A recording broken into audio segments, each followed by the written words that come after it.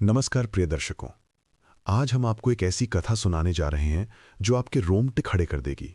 ये कथा सिर्फ एक स्त्री की नहीं, बल्कि उन रहस्यमयी शक्तियों की है जो हमारे घर की साधारण चीजों में छिपी होती हैं। आपने अक्सर सुना होगा कि दान करने से पुण्य मिलता है, लेकिन क्या आप जानते हैं कि कुछ चीजें ऐसी भी हैं जिनका दान करना आपके जीवन में तूफान ला सकता है। आज की कथा न सिर्फ आपको चौंकाएगी, बल्कि आपको वो ज्ञान देगी जो माँ लक्ष्मी ने स्वयं अपने मुख से दिया था।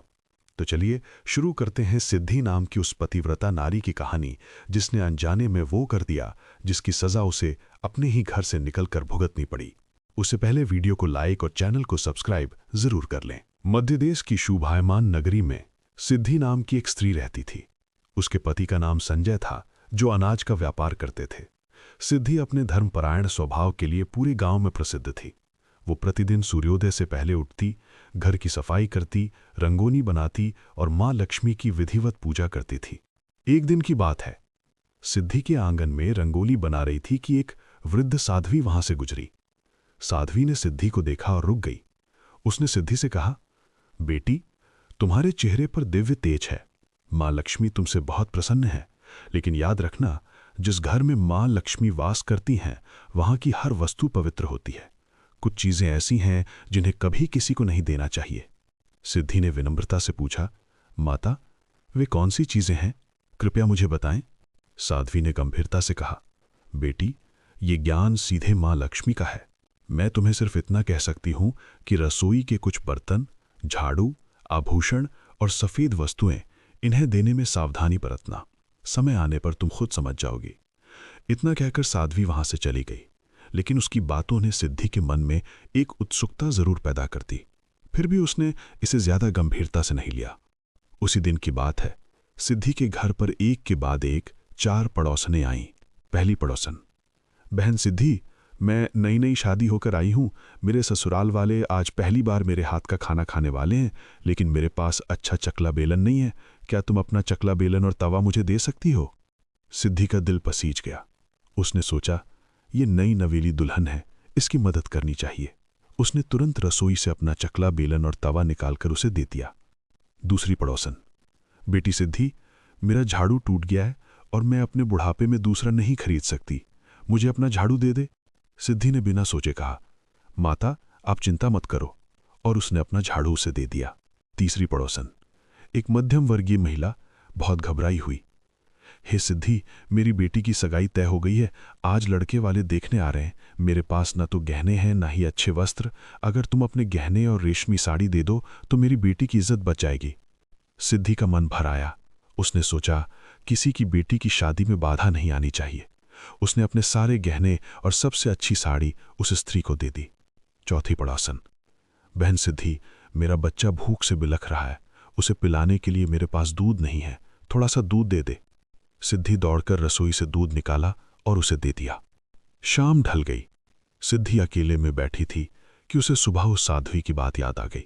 उसके मन में हलचल सी हुई, लेकिन उसने अपने मन को समझाया कि ये तो केवल मदद थी, इसमें बुरा क्या हो सकता है। वो ये सोचकर चैन से सो गई। उसी रात गांव में 2 चोर घुस आए। एक था काला, अनुभवी चोर, और दूसरा उसका नौसिखिया साथी। काला, गुरुजी, आज इस घर को चुन लिया है, यहां बहुत धन है। नौसिखिया चोर, गुरुजी, ये तो वही घर है जहां सिद्धि नाम की बहुत दयालु स्त्री रहती है। वो सबकी मदद करती है। क्या हम सच में यहां चोरी करेंगे? चुप रह, पाप धर्म से काम नहीं चलता। चल काम पर लग जा। नौसिखिया चोर अपने मन में, देवी मां, मुझे माफ करना, मैं मजबूर हूं। चोरों ने न सिर्फ दुकान से सारा माल लूटा, बल्कि घर की तिजोरी भी खाली कर दी। अगली सुबह जब यह समाचार सिद्धि और उसके पति को मिला तो उनके होश उड़ गए। संजय, सिद्धि, ये सब तुम्हारी दान दया का नतीजा है। तुमने सबको घर की चीजें बांट दी और अब हम बर्बाद हो गए।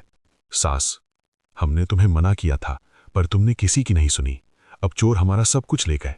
सिद्धि, स्वामी, मैंने तो सिर्फ मदद की थी, मुझे नहीं पता था कि ऐसा होगा। लेकिन संजय ने उसकी एक नहीं सुनी। उसने गुस्से में सिद्धि को घर से निकाल दिया। सिद्धि रोती बिलखती नदी किनारे जा पहुंची। उसने फैसला कर लिया था कि अब जीना व्यर्थ है। वो नदी में कूदने ही वाली थी कि उसे कुछ आवाजें सुनाई दी। पास ही झाड़ियों में वही 2 चोर छिपे हुए थे। नौसिखिया चोर, पछताते हुए, गुरुजी, हमने बहुत बड़ा पाप किया है। जिस स्त्री के घर से हमने चोरी की वो आज बेघर हो गई। मुझे ये सब अच्छा नहीं लग रहा। काला, बड़ा चोर, चुप रह, पाप पुण्य की बातें न कर, हमें अपना माल लेकर भागना है। तभी अचानक आकाश से दिव्य ज्योति प्रकट हुई। सामने साक्षात मां लक्ष्मी खड़ी थीं। उनका तेज इतना प्रचंड था कि चोरों की आंखें चौंधिया गईं। मां लक्ष्मी चोरों की ओर देखकर, काला, तुमने अपने जीवन में कई पाप किए हैं, लेकिन आज तुम्हारे चेले के मन में जो पश्चाताप जागा है वही तुम्हारे उद्धार का कारण बनेगा। मां लक्ष्मी सिद्धि की ओर, और तुम पुत्री सिद्धि, तुम निर्दोष हो लेकिन अज्ञानी हो। तुमने वही 5 चीजें दान कर दी जिनके साथ मैं तुम्हारा घर छोड़कर चली गई थी। सिद्धि हाथ जोड़कर, हे मां, मुझसे क्या भूल हुई, कृपया मुझे बताएं। हे सिद्धि, ध्यान से सुनो, ये 5 चीजें किसी भी स्त्री को कभी दूसरों को नहीं देनी चाहिए। और हाँ, आज मैं तुम्हें छठी चीज का भी रहस्य बताऊंगी जो बहुत कम लोग जानते हैं। पहली वस्तु, चकला, बेलन और तवा। तुमने सबसे पहली भूल ये की कि अपनी रसोई के ये पवित्र बर्तन एक नवविवाहिता को देती है। रसोई घर का ये सामान अत्यंत पवित्र माना जाता है। जिस चकले पर रोटी बेली जाती है, जिस तवे पर पूड़ियां सिकती हैं, उन्हीं से देवताओं के लिए प्रसाद बनता है। इनका किसी और को देना रसोई की पवित्रता को भंग करना है। इससे घर में अन्न की कमी होती है और मैं वहां से चली जाती हूं। दूसरी वस्तु, झाड़ू। दूसरी सबसे बड़ी भूल तुमने झाड़ू देकर की। जानती हो, झाड़ू में मेरा वास होता है। ये वो वस्तु है जो घर से दरिद्रता और गंदगी को दूर भगाती है। ये अत्यंत पवित्र मानी जाती है। जो स्त्री अपने घर की झाड़ू किसी और को दे देती है वो मुझे ही दूसरे के घर भेज देती है। इसीलिए तुम्हारे पति की दुकान लुट गई। झाड़ू को हमेशा छिपा कर रखना चाहिए और उसका सम्मान करना चाहिए। तीसरी वस्तु, आभूषण और वस्त्र। बेटी, तीसरी और बहुत बड़ी भूल तुमने अपने गहने और साड़ी देकर की। एक सुहागिन स्त्री के लिए उसके गहने और वस्त्र उसके सौभाग्य की निशानी होते हैं।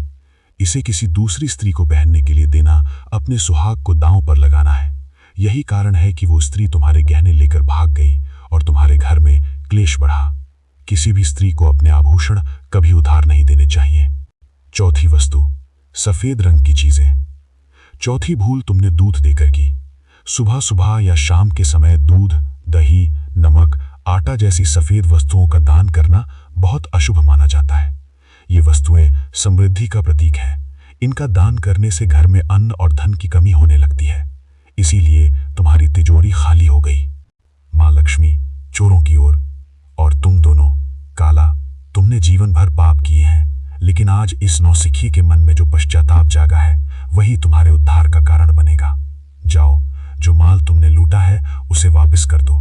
तुम्हारा यही एकमात्र उद्धार का मार्ग है। नौसिखिया चोर, हे मां, मैं आज से चोरी छोड़ दूंगा। मैं सिद्धि बहन के चरणों में क्षमा मांगूंगा। काला पछताते हुए, हे मां, मुझे भी क्षमा कर दो, मैं भी ये सब लौटा दूंगा। मां लक्ष्मी के आशीर्वाद से सिद्धि के मन में आशा जागी। वो वहां से अपने घर की ओर चल पड़ी। रास्ते में ही उसे उसका पति संजय मिल गया। संजय के पीछे पीछे वे दोनों चोर भी थे जिनके सिर झुके हुए थे और हाथ में लूटा हुआ माल था। संजय, हे सिद्धि, मुझे माफ कर दो, मैंने तुम्हें बिना समझे दोषी ठहराया।